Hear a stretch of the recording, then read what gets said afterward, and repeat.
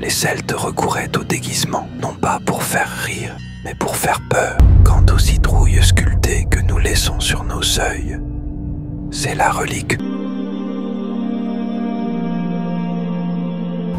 Oubliez la citrouille souriante, oubliez la chasse aux bonbons.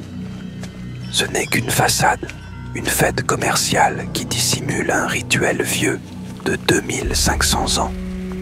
Pour comprendre la véritable horreur d'Halloween, il faut remonter jusqu'à la boue des terres irlandaises, à la nuit où l'année mourait.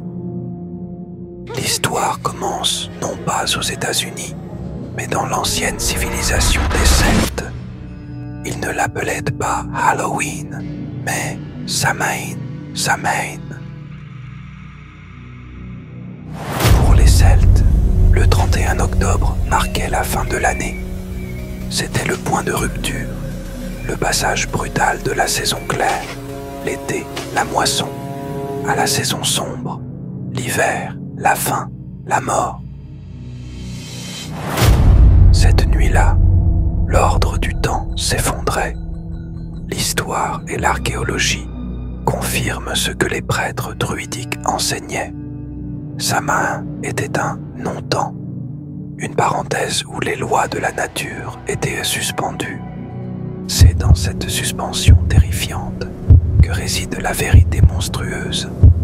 Le voile entre le monde des vivants et celui des morts était levé. Ce n'était pas une nuit de fête, mais une nuit de survie. Les esprits des défunts étaient libres de revenir. Mais ils n'étaient pas seuls. Les Aossi, les fées et autres créatures du panthéon celtique rôdaient, cherchant à enlever les vivants ou à se venger des torts passés. Pour se protéger, les Celtes recouraient au déguisement, non pas pour faire rire, mais pour faire peur. Ils se couvraient de peau et de têtes d'animaux afin de ressembler aux esprits et de se fondre dans le chaos qui régnait dans l'obscurité. Si un esprit passait, il vous prenait pour l'un des siens. Le déguisement est, à l'origine, une armure spirituelle. Quant aux citrouilles sculptées que nous laissons sur nos seuils, c'est la relique de l'histoire de Jack O'Lantern, un réprouvé irlandais si méchant qu'il se vit refuser l'entrée du paradis et de l'enfer. Condamné à errer éternellement, il éclaire son chemin d'un tison ardent, placé dans un navet évidé. La lanterne sur le perron n'est pas décorative, elle est un avertissement, une ancienne tentative d'éloigner les esprits errants. Au fil des siècles, le christianisme tenta d'effacer cette puissante tradition païenne. L'Église institua la Toussaint, le 1er novembre, All Hallows Day, en honneur à tous les saints. Le nom moderne, Halloween, n'est que la contraction de All Hallows Eve, la veille de tous les saints. Mais l'histoire est une preuve. Malgré la tentative d'absorption, l'essence de sa main a survécu. Les traditions ont voyagé avec les immigrants irlandais jusqu'en Amérique, où elles ont été édulcorées et commercialisées. Aujourd'hui, on ne se souvient que des bonbons. On a oublié que l'on célèbre une nuit où le monde est censé s'ouvrir à l'autre monde. Si cette histoire ancienne est si profondément enracinée dans la mort et les esprits, elle entre en collision frontale avec la foi musulmane. أعوذ بالله من الشيطان الرجيم بسم الله الرحمن الرحيم. Pour l'islam, la raison du rejet d'Halloween est aussi tranchante que les preuves de son origine païenne.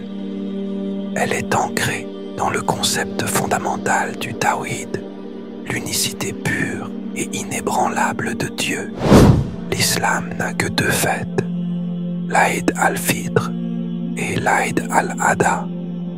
La participation à toute autre fête d'origine religieuse ou païenne est considérée comme du tachapo, l'imitation d'autres communautés dans leurs pratiques cultuelles. Mais c'est plus profond. Les rituels de sa main, ses croyances en les esprits, les démons, la magie et le culte des morts sont considérés comme du shirk, l'association d'autres entités à Dieu. C'est pourquoi la position théologique est claire. Participer à Halloween, même sans intention religieuse, est perçu comme une validation, un acquiescement involontaire aux rituels et aux croyances qui contredisent directement le pilier central de l'islam. Le musulman qui refuse Halloween ne le fait pas pour priver ses enfants de bonbons. Il le fait pour protéger le fondement de sa foi contre l'ancienne croyance que le monde appartient aux esprits et que la frontière entre le bien et le mal peut être ouverte par un simple rituel. En vérité, Halloween est le souvenir d'une nuit où le chaos règne, où le déguisement est la seule protection, et où ce que l'homme tente d'oublier ne cesse de revenir. La vidéo vous a plu? Abonnez-vous à la chaîne pour plus de contenu à venir.